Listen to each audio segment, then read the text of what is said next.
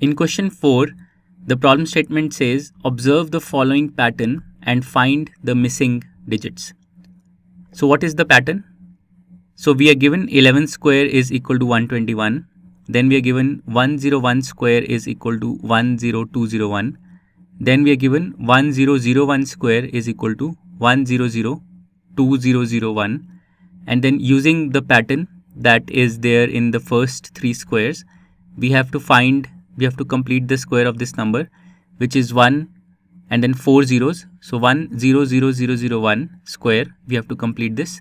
And then we have to find this square, which is 1, followed by 6 zeros, 1, 2, 3, 4, 5, 6, and then 1 again, and the square of this number. So we have to complete these two squares. So let's look at the first three squares and try and spot a pattern in these squares. So 11 square is equal to 121, and we see that there is a 2 in the middle.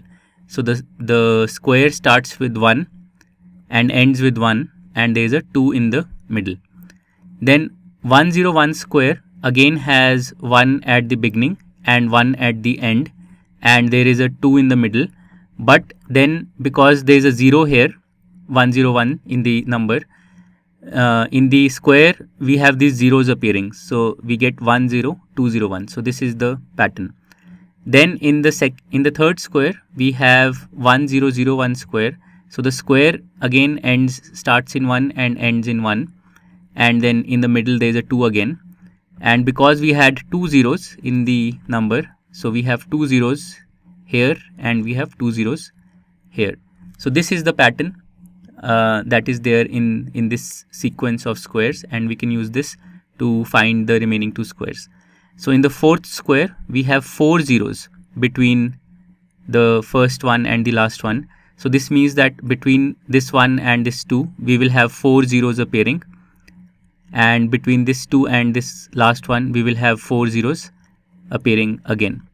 So let's write out this answer properly. So we have 1 0 0 0 0. So 4 zeros and 1 square will be 1, followed by 4 zeros, followed by 2, followed by 4 zeros again, and then 1. So this is the answer for this square.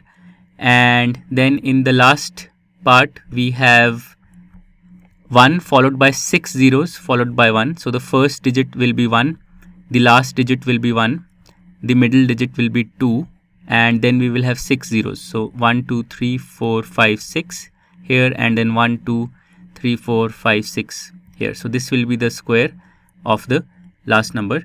So let's write it out properly. So we have 1 followed by 6 zeros and then 1. So this is the square that we wanted to evaluate.